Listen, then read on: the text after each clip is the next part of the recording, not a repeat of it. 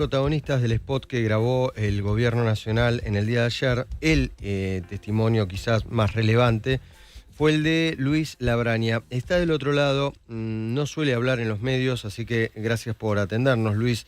Luis Gasulla lo saluda. ¿Cómo está usted? ¿Qué tal? Buenos días, Luis. Muy bien, gracias. Bueno, tanto tiempo, ¿no? En su momento hablamos, no sé si usted lo recuerda. Lo recuerdo perfectamente. Ah, bueno, y después recuerdo que tomamos un café allá lejos hace tiempo por la zona de Palermo, si la memoria no me falla. Sí, la zona no recuerdo bien, para mí me falla la memoria. ¿Qué fue lo que pasó? Usted relata que este viaje a Holanda, en el que usted asegura que inventó el número de 30.000 desaparecidos. ¿Le puede contar a los oyentes cómo es esto? Sí, cómo no. Digamos, yo no fue un viaje a Holanda, fue mi exilio a Holanda. Yo salí como rata por tirante en septiembre del 77 de Buenos Aires, clandestino, y llegué a Holanda, en realidad a Nederland, ¿no? Ya no se dice más Holanda. Llegué a Nederland con pasaporte falso y luego de pasar la frontera me hice reconocer como documento falso y me atendieron y me dieron el exilio, la posibilidad de vivir. Y ahí desarrollé mi carrera universitaria. ¿Qué es lo que pasó? Lo que sucedió es que hubo un golpe, todos lo sabemos, y hubo muchos desaparecidos. Cuando yo estaba en Holanda, llegan las madres de Plaza de Mayo tratando de buscar apoyo económico para la lucha por sus hijos, por los desaparecidos y para tratar de poner un local, una casita, algo donde poder reunirse, porque no tenían nada, todo era prestado. Llevan una lista de alrededor de 4.000 personas y plantean que, digamos, el genocidio que ocurre en la Argentina. Los interlocutores le dicen, no es un genocidio. Genocidio es el que sufrimos nosotros, porque las dos personas eran judías y Ámsterdam es una ciudad tradicionalmente judía. Entonces le dijeron, nosotros sufrimos un genocidio con los alemanes, que perdimos 6 millones, o los armenios sufrieron un genocidio. Pero 4.000 personas no es un genocidio. Vamos a tratar de ayudarlos, pero ¿por qué? Mientras, digamos, damos un lapso para que ustedes recurran a Buenos Aires a ver cuántos datos más tienen, cuántos nombres más tienen, si aumentaron las cifras de desaparecidos, etcétera. Bueno, pasaron unos días, nosotros entramos a discutir para aumentar las cifras, porque en realidad lo que nos quisieron decir es eso, muchachos, traten de aumentar las cifras, pero unos días porque esto es poco. Y fue una gran discusión de cuántos eran. Hicieron barbaridades. Yo me acuerdo de gente que dijo 90.000, gente que dijo 150.000. Barbaridades. La cantidad de números. Cada exiliado es un número diferente. De los exiliados que están en la reunión. Yo dije entre tantos 30.000. Y bueno, es una casualidad que dijeron decir 30.000. Y así fuimos con los 30.000 en la mano para pedirle el dinero para las madres de Plaza de Mayo. Esa es la historia real. Usted, su pasado previo al exilio, era militante de Montoneros.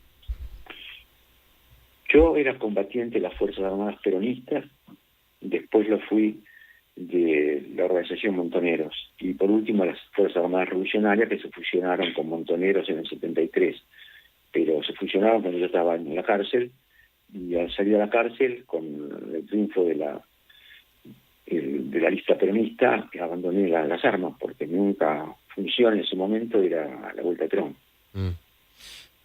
¿Dónde militaba exactamente? ¿Qué operativos estuvo al frente o participó? Bueno, de esas cosas no puedo hablar, Luis. Está bien. De esas cosas lo saben los servicios, pero yo de eso no hablo públicamente. Se exilia, me dijo, en el 77. Sí, en septiembre del 77 llegó a Holanda, a Nederland. ¿Y cuándo regresa a la Argentina, Luis? Y regreso a la Argentina ahora con la democracia, alrededor del año 94, 85, 90, de la época de Menem. En el menemismo, claro. El menemismo. Bueno, hace poco falleció Roberto Perdía. ¿Qué considera que ocurrió con los líderes de Montoneros? Es muy difícil. Mire, yo creo que se portaban mal, sencillamente mal. Es decir, cuando yo estaba en Holanda, en Nederland, perdón, pasó por casa, vino a verme Juan Gelman. Juan Mira. Gelman con un acompañante, y me vino a plantear, digamos, la ruptura de Montoneros con él y Galimberti. Pero ya Montoneros antes y Galimberti antes habían recorrido Europa convenciendo a los chicos de que la victoria estaba al alcance nuestros y que había que lanzar la contraofensiva. La del 79. Cientos de chicos vinieron a la Argentina, ¿Mm? o decenas de chicos vinieron a la Argentina, y encontraron la muerte por dos motivos. Uno, porque fueron entregados, y otra, porque la inexperiencia los llevaba a cometer errores y los cazaban como ratoncitos.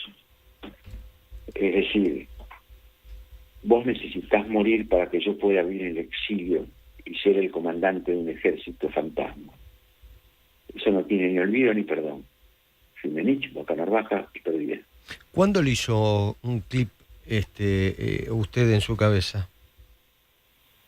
No, tuve muchos clips en mi cabeza, muchos clips.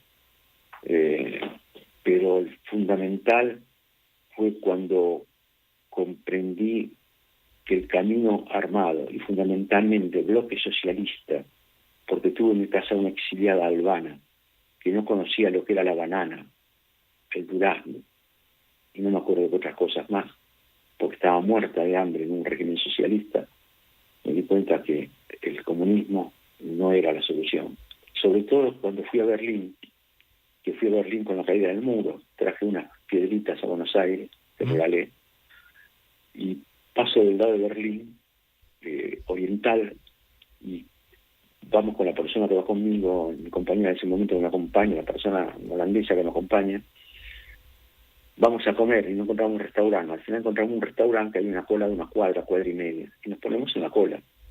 Entonces venía como un tipo con un palo, con un machete, como eso que usaba, esos palos que usaba la policía antiguamente en la Argentina, en la mano. Y venía mirando a la gente, y cuando nos vio a nosotros nos pregunta quiénes éramos. Entonces decimos que éramos turistas. El hombre nos llevó a la puerta del restaurante, entró, volvió a salir y nos hizo entrar y sentar en una mesa nosotros primero antes que todo el público. El restaurante tendría, no sé, 30 mesas. 3 o 4 mesas estaban ocupadas, el resto estaban vacías y la gente se esperando afuera, no sé por qué. Uh-huh. Entonces me di cuenta que eso es lo que yo no quería para mi país. Uh-huh. Yo no quería ese régimen que para mí era soñado cuando era joven, con las banderas rojas arriba de la cúpula del Tercer Reich, con la Revolución de Octubre, con el aplazado Potemkin, pasaron las grullas, con todo eso que me fue formando, era falso. Era pura ideología, pura venta, como también vende Occidente, por supuesto. No me sentía arrepentido, me sentía avergonzado. Luis, decidí tomar la posta. Estamos hablando con Luis Labraña, uno de los protagonistas del spot del gobierno que difundió en el día de ayer.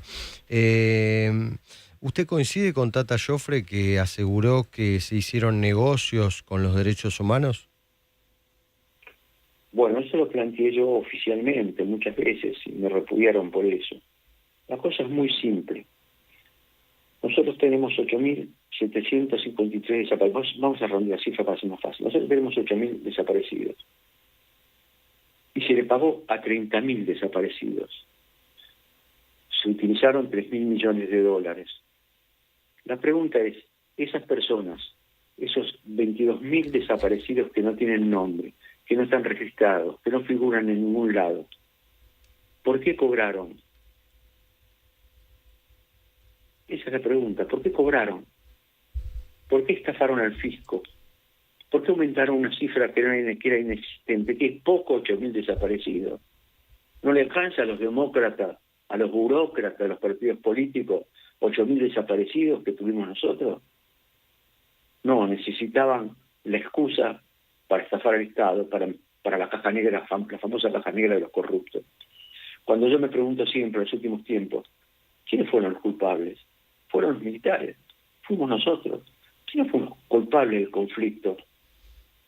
Y ahora voy a utilizar la famosa frase de Milei, o palabra de Milei, fue la casta.